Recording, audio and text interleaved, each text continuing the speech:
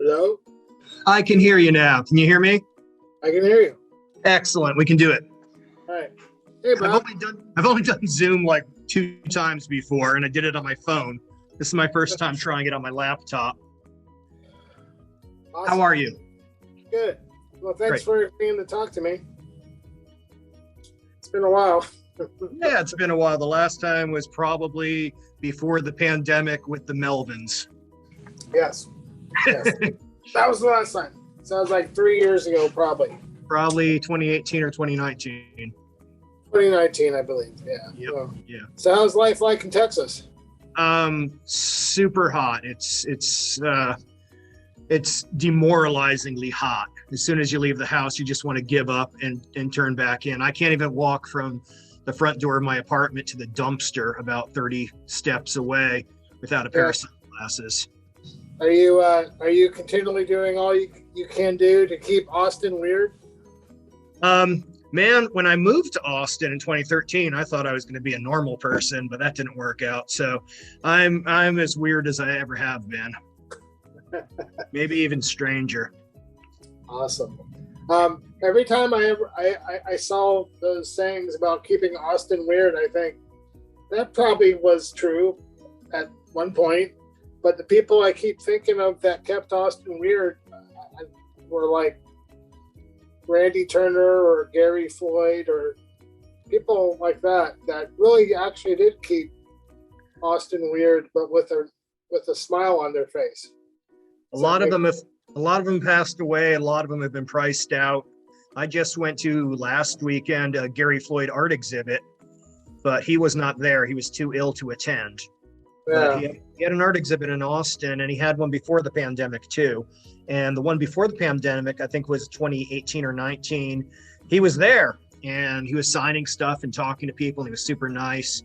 And I bought a piece of art for him, and I gave it away as a gift. Yeah.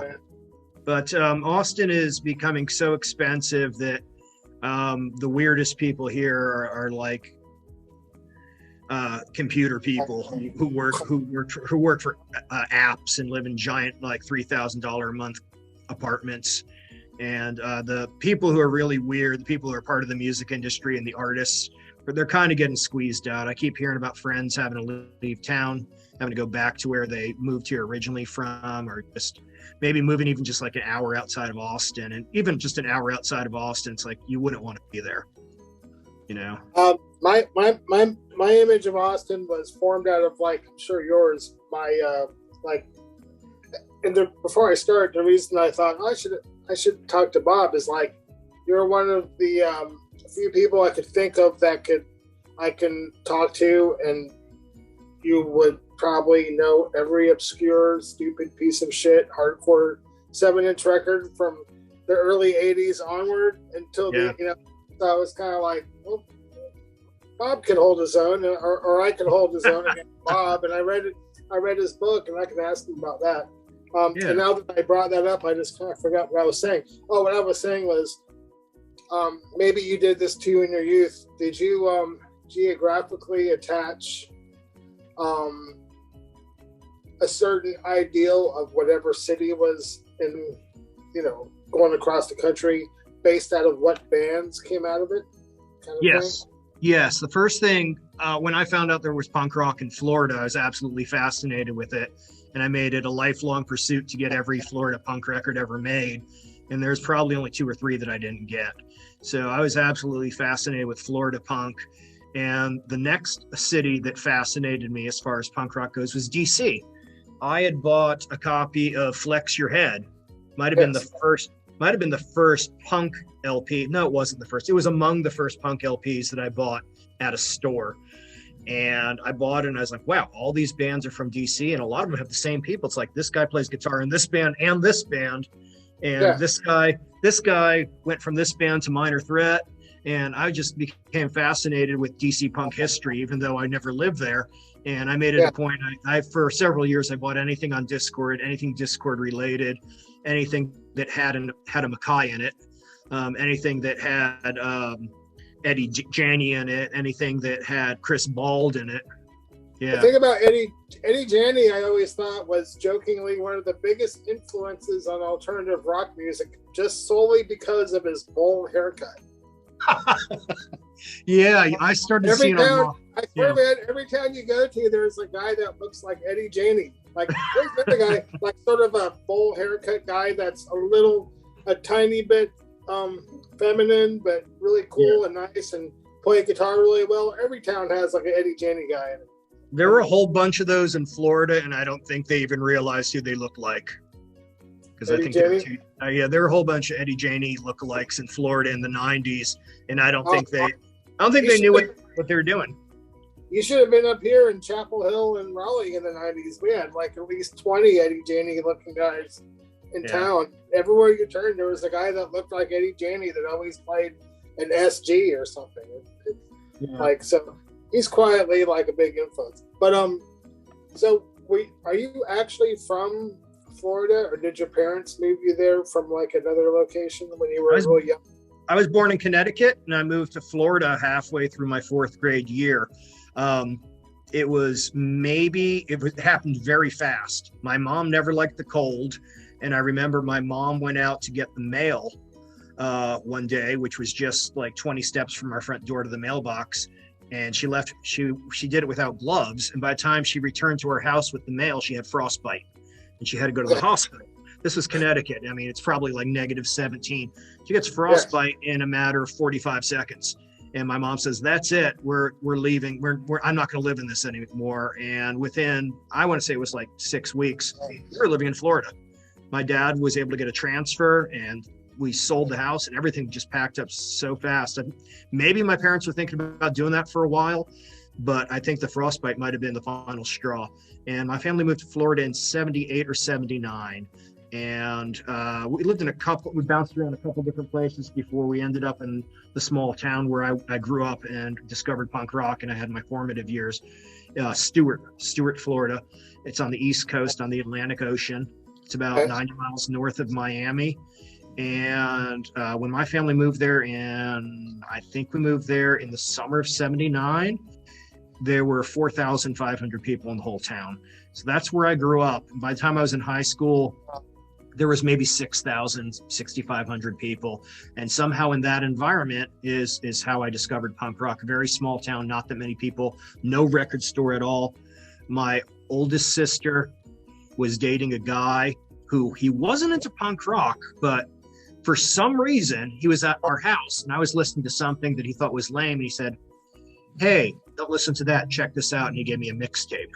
And it was just the tape. It didn't have a case, and it didn't have a track listing. And I listened to it, and my mind was totally blown away. This would have been approximately this time of the year, summer of 1983. It was the summer between 8th and 9th grade for me. And he gave me this 90-minute mixtape, unlabeled, and it was music like I had never heard before in my life. And I brought it to school in 9th grade, and I started meeting other strange people and saying, you have any idea what this is? And they're like, no, but it's awesome. And one of my friends, Chris, goes, I think this is punk rock. And I think we need to play this tape for Dave. We had a single person in our high school who looked like he was in GBH. It was insane. It was Florida. It's 98 degrees, and the guy's wearing combat boots and a bullet belt and a leather jacket to high school. And we play it for Dave, and Dave knows who almost every single band on there is. And I just start writing down the names. Oh, that fourth song is the Dead Kennedys. Oh, that's Crass. That's the Meatmen. That's the Freeze. That's Really Red. Holy shit! So when did you discover the next step? Obviously, is when did you discover Maximum Rock and Roll? Because that, like there's got to be somebody that introduces you to the music, and then. Yep. And Flipside to a certain extent, but more so. Flipside was a little harder to find in Florida, but Maximum. So I get this tape, and then the one main punk rocker in town tells me who most of the bands are, and then very generously he starts bringing records to school for me to let me borrow. He lets me borrow the Misfits, and he lets me borrow Fang. And he lets me borrow all these great records. He says, just bring them back to me in a couple days. And then he starts making me his own mixtapes. And that's where I heard the Buzzcocks. And that's where I heard Toxic Reasons, I think, was the first place I ever heard it was from him. And Then within a year or so, my older friend started driving, and there were no punk rock shows in Stewart, but we could go 90 miles south to Miami. And that's where I think the first show I saw down there wasn't the first show I ever went to, but the first show I saw down there was the Dead Boys. I saw the Dead Boys down there. I saw the Ramones. I saw the Rhythm Pigs. I saw the Butthole Surfers a couple times, Flag of Democracy. And that was it. And when we would go to Miami, we would make a day of it. We would leave early in the afternoon and we would have lunch somewhere. And then Fort Lauderdale, Miami had 5 or 6 killer record stores. And we would go to we'd bunny hop to every record store in Miami and Fort Lauderdale, and we would buy records. I think at one of those stores, I found my first issue of Maximum Rock and Roll, and I bought that.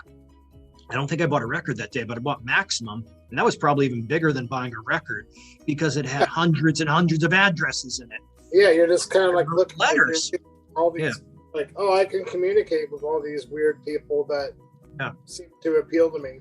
So people don't really understand how important all that stuff was, like not even just the scenes, but and the bands, but like the lifeblood underneath all that, which was like magazines, fanzines, writing letters to people, like that always. U.S. mail. Oh man, when I started writing letters to people in punk rock, I think the price of a stamp was 13 cents, and I used to just grab them. I used to just grab them from my mom until she noticed. So like, where are my stamps? And then my mom made me start buying my own stamps, 20 at a time or whatever. But Maximum Rock and Roll got me writing letters, and that got people sending me mixtapes. And that's how I started getting records from foreign countries. My mom would, my dad and I have the same first name, and a package would show up in the mail. And my dad would go, "It must be for me. I don't know what this is." And he'd open it up and be a punk rock record. He goes, "This must be for you." A sheet of chrome, motherfuckers. This is certainly for you, Bob. Not me. Yeah. So you grew up in Florida, and Florida's. I don't think I really went there until. Oh, it's been 20 something years ago, maybe for the first time.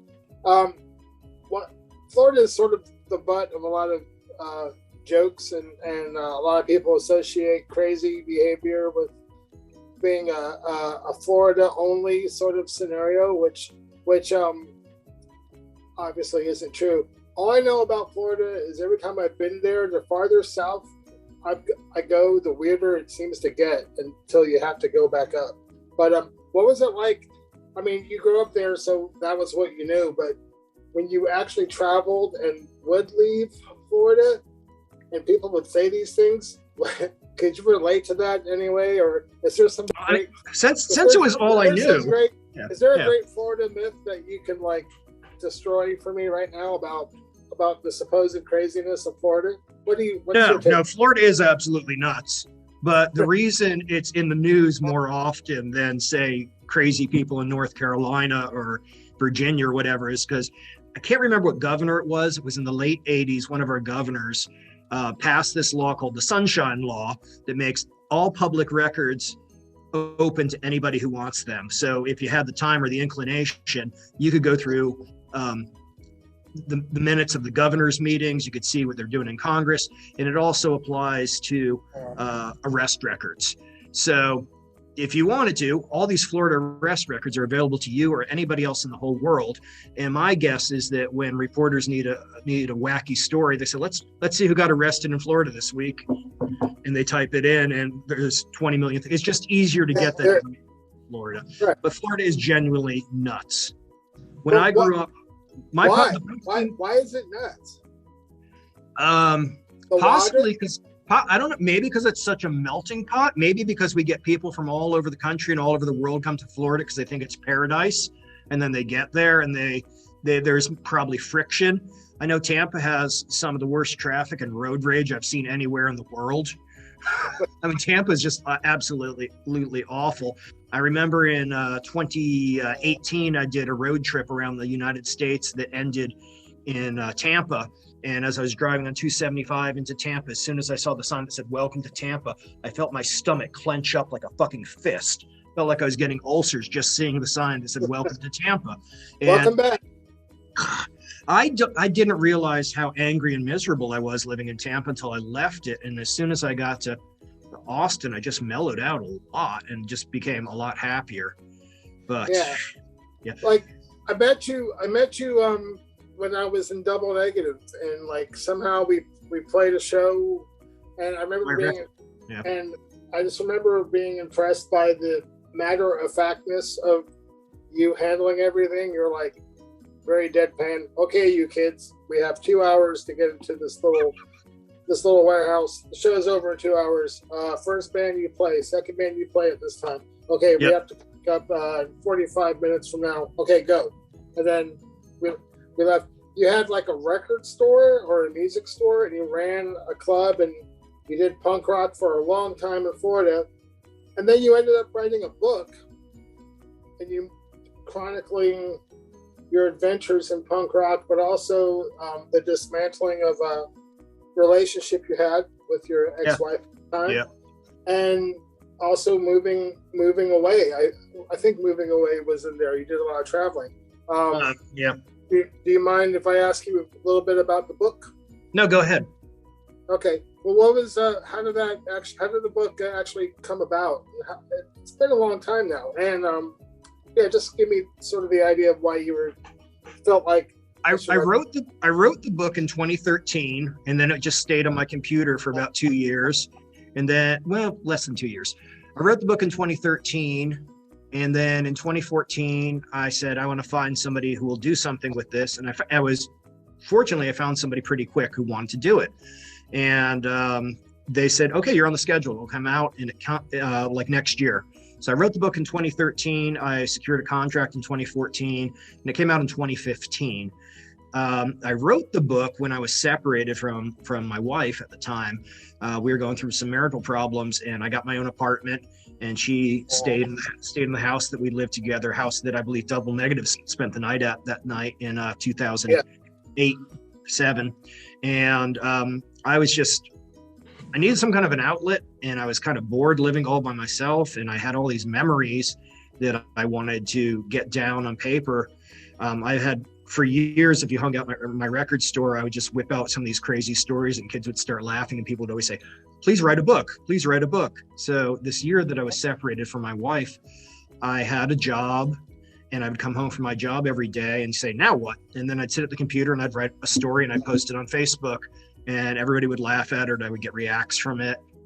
And after I posted about 20 of these, a friend of mine who had written a book and who was an English professor in college said, hey man, I'm really, really serious. You need to save these and write a book. And I said, how can I, what possible way could I do it? They're all so disconnected. He's like, no, they're not disconnected. There's a common thread that runs through them. And here's how you do it. You write the book. If you've read the book, so you know that each chapter is the title of a record that I have some attachment to, like Black Flag, Jealous Again, or Minor Threat, Out of Step, or 7 Seconds, Walk Together, Rock Together. Those are all chapter titles. And my friend said, just put the book in alphabetical order, like you're flipping through your record collection. Like somebody's sitting on the floor in your living room, and you're flipping through, and you pull up Black Flag, Jealous Again. You go, oh, let me tell you about this. I was like, that's a cool idea. It's going to be not in chronological order. It'll be jumping all over the place order, but I think it'll be cool. Yeah. So I wrote the book that way. And then my friend who was an English professor goes, I think this is great. Find a publisher.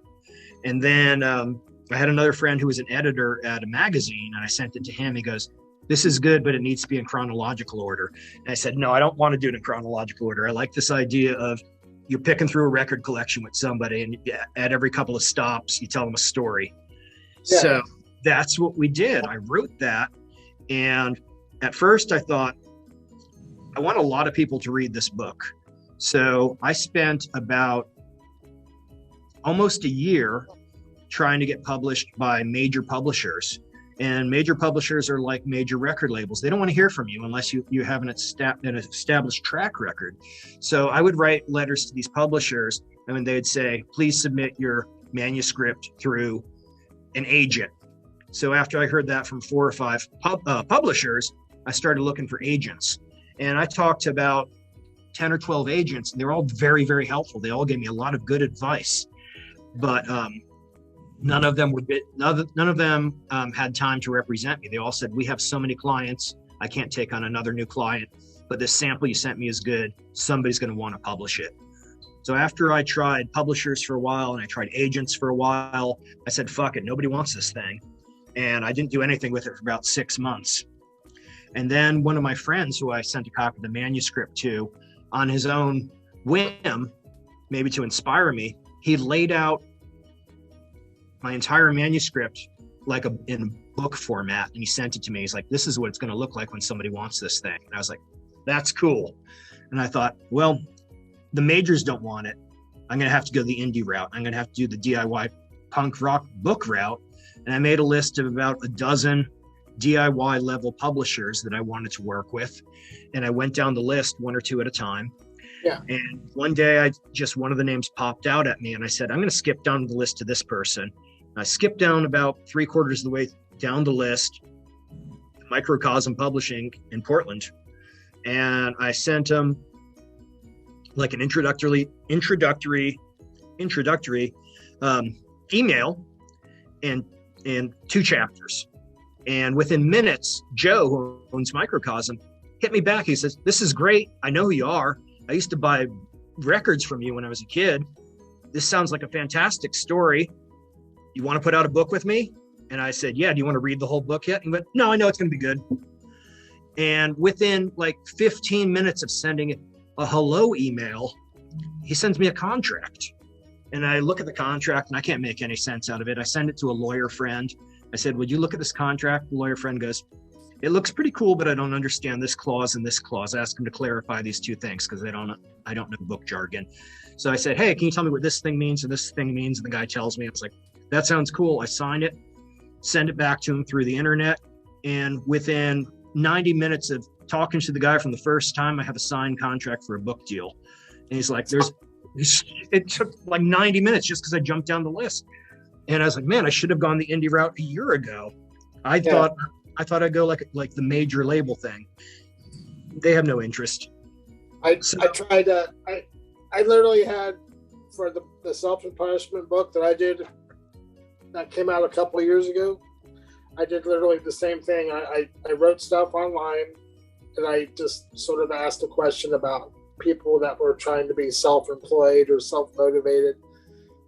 I started getting all these stories, and I thought, well, that's a good idea. And I did literally the same thing, and I found out right away that there's somebody out there, but it's probably not going to be a major book company. And I was trying to hold out, but at the end of the day, I met Mark through Telekinesis, and he was like, sure, we'll do it. And I was really happy that anybody cared to do it because I didn't have the money to do it. And I was grateful for the opportunity. It just goes to show you just never know, I was holding out for a big publisher too, because I wanted this book to be in airports and I wanted it to be in bookstores and everything. And I didn't get that, but what I got was really cool. Microcosm has treated me great. They've sent me royalty checks. They've done a lot of publicity for me. They've been behind me for everything. They've been awesome. And a couple of years ago, Microcosm did something that I thought was a huge mistake that ended up being a really great idea. They withdrew all their product from all the distributors who were distributing their product. And they said, we're going to do all our own distribution. And I thought, oh man, that's a mistake. And it turns out they've more than doubled their sales since taking over their own distribution because they know how to reach the right people. They were being distributed by this company called Legato. That's the biggest book distributor in the world. And Legato was doing okay for them. But Legato was selling to super mainstream stores. And Microcosm took back all their product and they started selling it to mom and pop record stores and bookstores and miscellaneous. And they've more than doubled their business because Legato wasn't hitting those little mom and pop shops. Yeah. The thing I also liked about your book is that there seems to be this thing in there where like you're kind of shedding some of the stuff, like as life gets kind of tougher and things get more challenging, because life on life's terms, whether it's like marriage ending or a relationship ending or losing interest in this and finding that, there was like a lot of shedding going on there. Like you're like taking stock in a lot of things. And I think there was one part in the book where we were just talking about how it's just interesting to go from something like punk rock is why we're talking. It's why, why we know each other. And it was such an all-encompassing sort of exciting thing. Like just you talking about the discovery of it, not just punk rock, but just liking music a lot in general. It went beyond that. But I like the whole shedding aspect of your book. Like, I don't have because the current me is not really, he's still that same person, but like I don't have a big record collection. I don't really care about any of that stuff. I got my hands full with my daughter and trying to be, a good husband and that kind of thing and all that stuff. And like, I feel like when I read some of that stuff in your book, it reminded me of my journey in a way where it's like, I have great love of all that stuff, but I don't want to be tied down to it. And I just can't pretend I'm the same person now after, I can't pretend that I'm a 56-year-old punk rocker, that kind of thing. So it was really, it was liberating. The aspect of it really kind of appealed to me because people expect you to be the exact same person if they know you from those circles, and that's just impossible to do. To me, that's impossible to do unless you want to be a cartoon character. I don't want to be known as the punk rock guy forever. I want to be known for being a rounder person than that. And getting rid of all my punk rock stuff, it was, as soon as I started letting go of it, it started feeling better and better. And the more of it that left, I had boxes and boxes of records on my floor all over my bachelor pad divorce guy apartment. And as I was watching the records go out in droves, I was like, I only got this much more left. Only have this much more left. And finally it got down to I had like this many 7-inches that just nobody wanted to buy. I just went to a record store. I was like, what do you give me for these? The guy's like, I'll give you $100. I was like, great, I have no more records. And that was a fantastic feeling. And it's kind of a freeing feeling, really. It's like I got rid of all my records before the craze of the internet started, and I just, I'm so against people spending lots of money for records. I just think the whole, I know it's a boutique item, but it's like, I really don't miss, there was a time and a place for that stuff. I haven't been in a record store in decades. If I'm in one, I just leave in a panic within 2 minutes because it just reminds me of, I'm not ashamed of it. It's just, I relate to the music aspect of it. I don't relate to going and collecting records or hanging out in record stores. I'm not putting it down. I find the shedding aspect of it to be very freeing in a way, I guess. And I got I go to record stores once in a while to buy gifts because most of my friends here dig music, and almost all my friends have birthdays in September and October. So usually about halfway through September, I'll go to a record store and I'll buy birthday presents for all my September, October friends. And I kind of enjoy looking at the stuff and I'll be like, oh, this is kind of cool. If I was still collecting records, I'd buy this for myself, but I'm not. So I'll buy this for whoever. I do enjoy giving records as gifts because people get pleasure out of them. But boy, I'm really glad that I don't have a whole wall of records that weighs thousands and thousands of pounds. When I had to leave my house, when my wife and I separated, I had a van at the time. It took me 5 van loads to move my record collection, and then less than a van load for everything else. I had like 6 pairs of shoes and some t-shirts and 2 pairs of shorts and 5 van loads full of records. So it was really good to get rid of that stuff. When I moved, when I left the United States, when it became apparent that my wife and I weren't going to get back together, 13 days after we signed the divorce papers, I was on a plane to Costa Rica with everything I own in a backpack. I had a backpack and a laptop computer inside the backpack. So if it didn't fit in my back, it didn't come. So I moved to Costa Rica with 1 pair of shoes, 2 pairs of shorts, 6 t-shirts, 6 socks, and like a toothbrush. That was it. And that was all I had for like a really long time.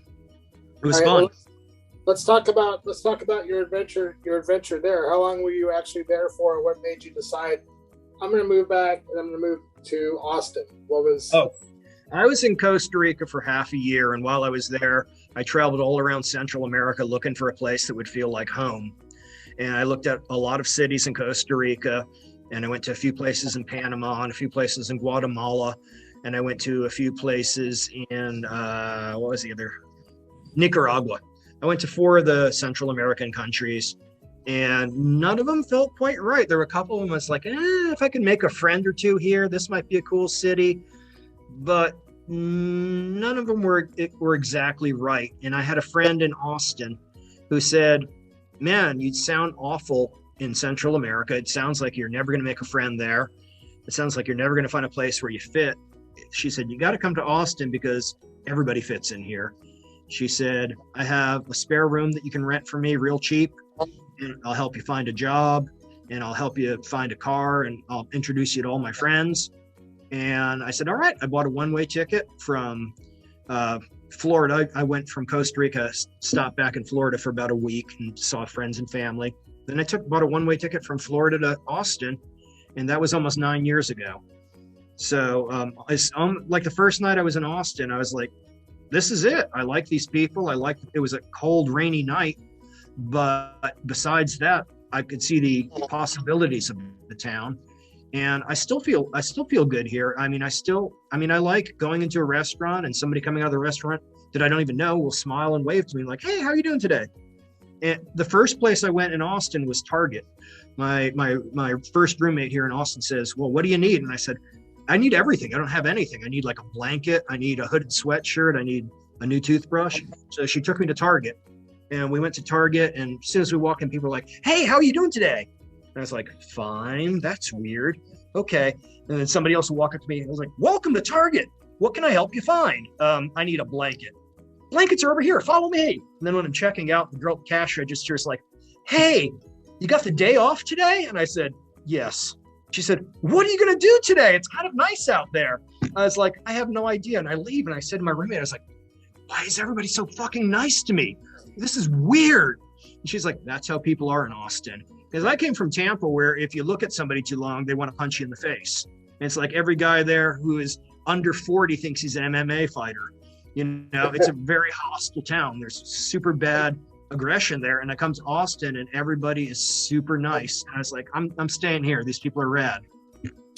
Raleigh, when I first moved here, it was like Mayberry. Everybody was friendly, nice, waving at you from you're driving down the street and you're waving from their, like, why are they waving at me? Everybody's just really nice. Because you moved there from LA, right? Yeah, I was born in Southern California, and I was infatuated. It goes back to what I was saying about when you associate cities and like different towns with whatever punk rock came out of it. And I was a big fan of COC and all their friends, and it was a really weird, different place. It was way different than Southern California, which I don't have any problems with Southern California. I've just been gone for so long. I visited Raleigh in 2015 on my first book tour, and I got even though it's a bigger city now, I got kind of a small town feel there. People were kind of nice to me. I went and ate in a restaurant somewhere, and I hit up some of the shops and stuff, and I was like, if Austin doesn't work out, I can move to this place. It seems pretty cool. But I dig Austin. Yeah. Oh, yeah. Do you have any plans for maybe eventually writing another book? I wrote a work of fiction, and my publisher doesn't want it because my publisher says I don't print fiction. They mostly print like self-help books or punk rock history books, and they don't do any fiction at all. So I was like, darn, I was really hoping you'd want it. I've had this work of fiction on my computer since 2015 for 7 years. And occasionally I pull it out and I reread it, and then I'll submit it to some publisher. And I always get, we don't do fiction, or our schedule is full for 2 years, hit us back in 2 years, or something like that. So I have a complete book on my computer that I think is good, and I can't find anybody who wants it yet. Do you have a title? I do have a title. The title is Fluff, like the Black Sabbath song. And it's about, I'll tell you a little bit about it. It's about this guy. It's kind of almost autobiographical, but not quite. It's about this guy who who gets divorced and he moves to Austin, and he was a punk rock singer in a band called Systematic Skull. And hey, wait, that sounds a little bit like your story. Wait, what's going on here? And he makes some friends here, and one of his friends is like, these two guys are like doing Uber together or something. They're like, oh, this sucks and everything. And then the one friend who's loosely based on Jack Control from World Burns to Death and Severed Head of State, but in the book his name is Jack Contempt. So Jack Contempt's like, man, I gotta tell you something. He's like, there's this new app that needs people to work for it. It's kind of like Uber. And I'm like, oh yeah, well, what is it? He describes it to me, and it's an app, but it's a hitman app. It tells you where to go and who to kill. So he talks me into working for this app called Fluff, and it sends me all over the United States, killing different people who, some of them deserve it, some of them kind of don't, and some of it's kind of funny. I mean, it's a comedy. The whole book is a comedy, but it sends me all over the United States. Like at one point, I kill a guy who very closely resembles Fat Mike from NoFX, but it's not him. It's just like a caricature of him. But that guy gets killed in a hilarious manner. And then there's the leader of some religious cult who gets killed because he has all these people under his control, and people really hate him, and they won't leave the cult. So I have, at one point, the character who is loosely based on me goes to, I think it's like Boise, Idaho, to kill this cult leader, this cult of people who worship potatoes. So it's a comedy. It's dark because like 11 people get killed, but most of them get killed in kind of funny ways, and most of them deserve to be killed. So that I'm trying to get that thing published. And one publisher that I sent it to, an independent publisher here in Texas, said, I can't publish anything with this much violence, but most of the violence is really funny. So, yeah. Like when the character's killing Fat Mike, he keeps shooting him in the wrong places, and he's just like, ow, you suck. Ow, you shot me in the fucking knee. Ow. Are you moving to another location? I'm walking outside because I'm at the library, and they're closing the library right now. The library closes in a couple minutes. I'm just going to step outside, and I'll still maintain my Wi-Fi connection. There we go. I'm just going to sit right here outside the library. Okay. We can go as long as you want. But they asked me to vacate the room before 5 o'clock. They had me in a meeting room. Okay.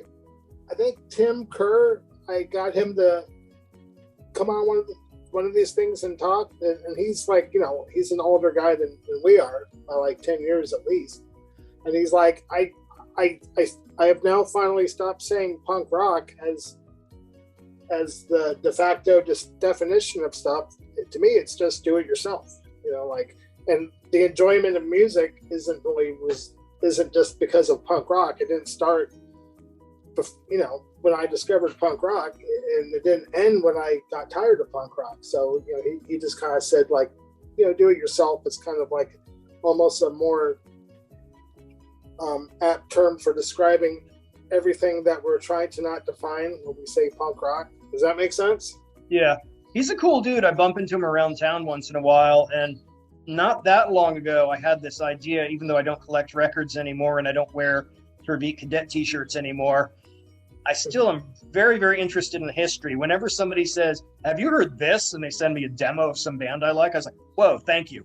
But I hit up Tim Kerr because I had this idea that I wanted to do a presentation on the history of Texas punk. And I wanted to get like Tim and maybe one or two other people to sit on a stage and tell some stories and hold up some gig posters or some instruments or some records and just tell us about how it happened in Texas. And Tim declined. He says, I can't speak for the entire state of Texas. And he says, I can't really define what punk rock is anymore. And he says, I'm not the guy to do the job. So I saw Dave Dichter do something like that in 2014, and it was great. It was just at a little bar. Dave Dichter sat on top of the picnic table and just told Texas punk rock stories for an hour and a half. And it was amazing. And I thought, I need to make this happen. I need to get 2 or 3 people like Dave Dichter, sit them on a stage and say, how did punk come to Texas? Well, how did hardcore start in Texas? Who was the first punk band? Who was the first record label? Where were the shows? Dave would be in on it, but Tim Kerr didn't want to have anything to do with it. He said, I'm flattered, but he said, I'm not the spokesman for a generation, you know? I think he is. Well, it's not reluctant spokesperson. Yeah. He said it was more than just me.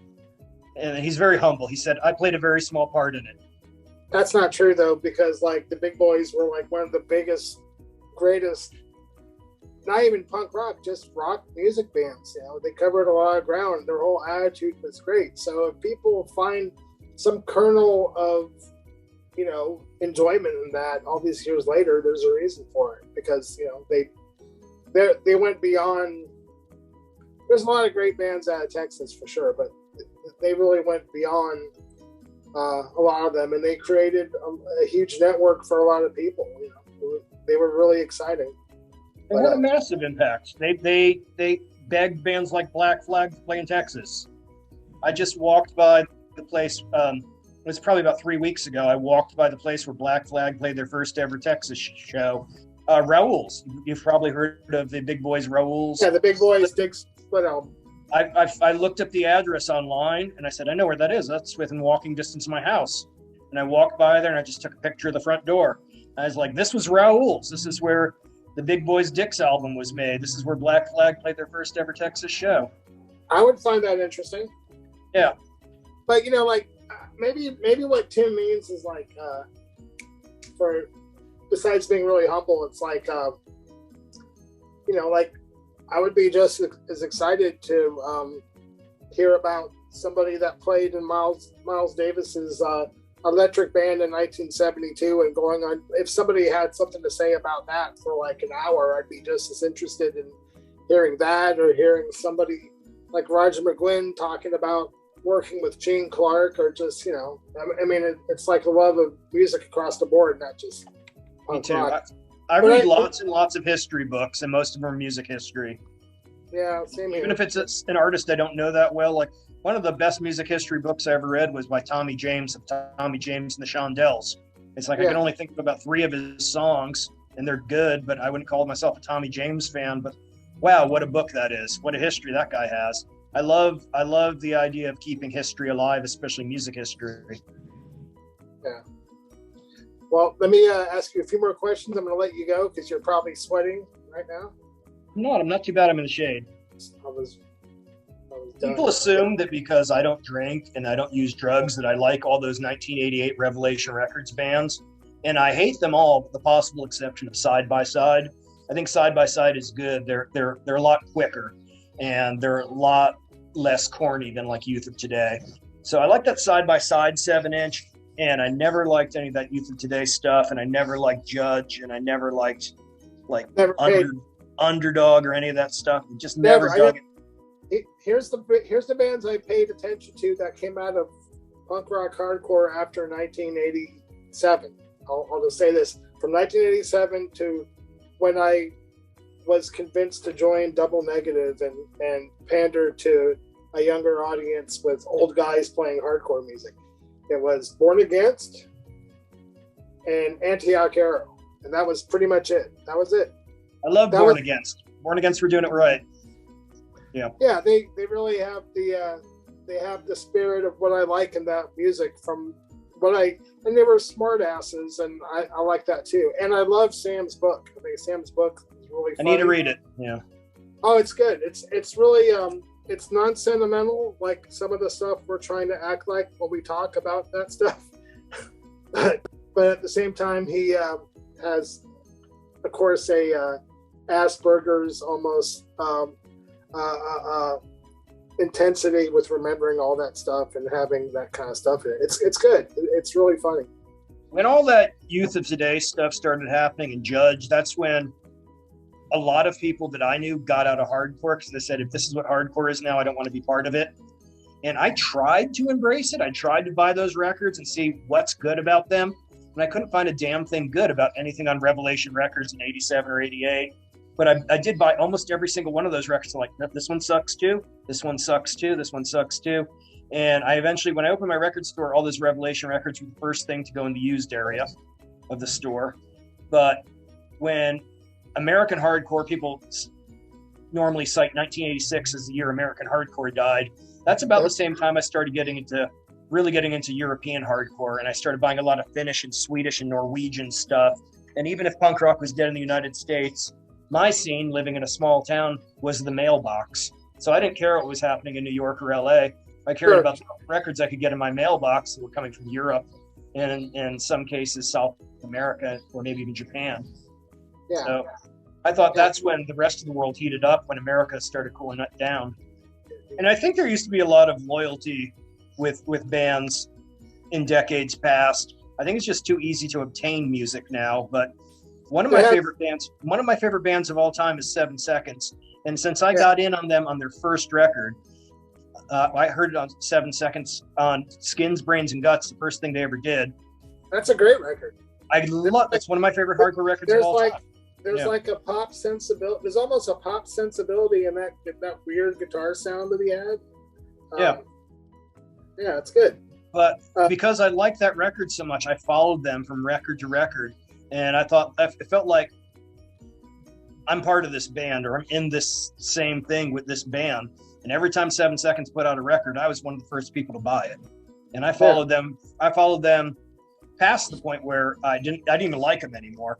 I stopped liking them around 1986 or 87, but I still bought the next 3 or 4 records because I thought, well, they're 7 Seconds. I'm going to give them a chance. And I bought a bunch of 7 Seconds records that I didn't like just because I felt loyal to them. Let me guess. Was the New Wind the cutoff point for you? New Wind was half for me. I liked about half the songs and I didn't like about half the songs. I like that record. I've revisited it and it's better than I remember it, but I still don't like the entire thing. And then they did Praise. Then they did Praise, and I didn't like it at all. But I thought, all right, we'll see what comes next. And then they did Ourselves, and I didn't like much on Ourselves. And they did Soul Force Revolution, and I didn't get through the first side.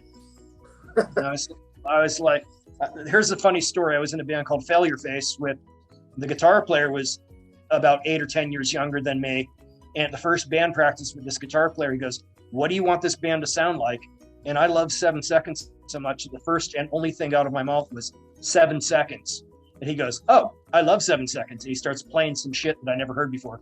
Some really jangly, nice, pretty guitar. Chorus pedal guitar, YouTube guitar. And I go, what the fuck 7 Seconds song is that? And he says the name of the song. And I said, I have never heard of that song.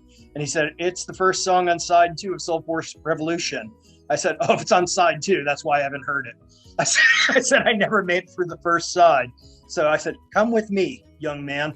And we went to my car, and I had The Crew on cassette, and I put The Crew into my tape deck, and I hit play, and he's like, whoa, this is 7 Seconds? They used to sound like Minor Threat? So, just the difference of like eight years or so, just like...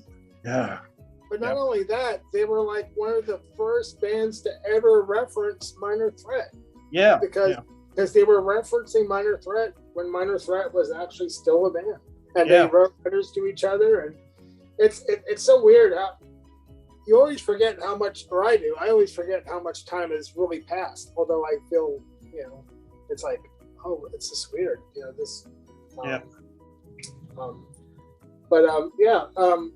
7 Seconds were the perfect band for a semi-nerdy, pudgy, Jewish, artistic, nerdy guy. The first 7 Seconds book to me was the handbook. It's like, even though I didn't go straight for probably 6 years after I heard that record, I thought, I believe in everything 7 Seconds is saying. This is going to be the moral compass of my life. Is the first 7 Seconds record.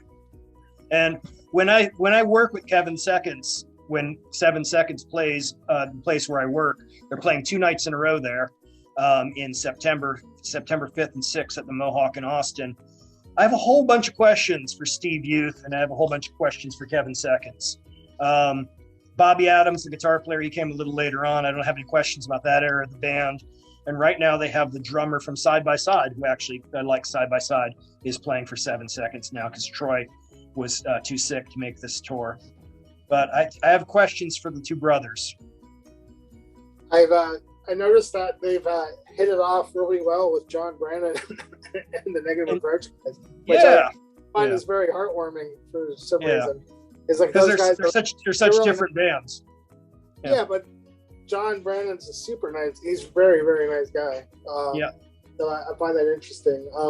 The first record, for me, I thought Committed for Life for the longest time was their high point, and then I kind of went back and made a sudden change, and now it's like I think I'm going to give it to the first record.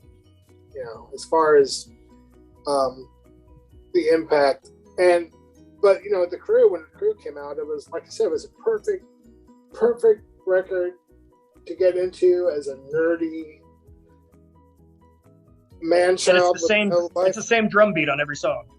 It literally is. It's almost the same drum beat on every song, but it's to me it's like a Ramones album, like Ramones live, or just in terms of it's like the same song over and over. I mean, it's not, but it kind of is, and all the songs are about where it's so earnest and there's still a part of me that finds that very that night being kind of naive and hopeful is very appealing. This we're going out here, we're all in our scene and have our van, and we're gonna go on tour, and we're gonna be friends, and we're gonna form lifelong commitments. And that's really what everyone did, really, ultimately, when all is said and done, for better or for worse. It made its influence. That first 7 Seconds record, that is a huge one to me. It still is. I don't know if it's their best record of all time, but it's the one that I've listened to the most. And I've listened to Skins, Brains, and Guts an awful lot. I find myself returning to Skins, Brains, and Guts more frequently than anything else. I got that record in kind of a funny way. It was high school. It was my freshman year. There was a guy who was 1 year older than me who was already well into punk. And I was asking him about bands, and do you have this record? Do you have that record? And he let me borrow a copy of Circle Jerks Group Sex. And I brought it home and I listened to it. And a couple days later, he goes, are you going to give me back that Circle Jerks record? And just jokingly, I said to him, oh, no, you're not getting that back. And he's freaked out. He's like, please, you have to give me that back. It's one of the best records. He's like, if you just give me back that Circle Jerks record, I will give you the 7 Seconds record and the first MDC album. At the time, it was the only MDC album. He's like, just bring it back to school, and you can have 7 Seconds in MDC. So I was like, well, I was going to give it back to him anyhow. So I brought it back the next day. I gave him the Circle Jerks, and he gave me the first MDC album, and he gave me 7 Seconds, Skins, Brains, and Guts. I always think of those two records in the same cluster of my life because I got them at the same day, the same person, and they're both favorites of mine to this day.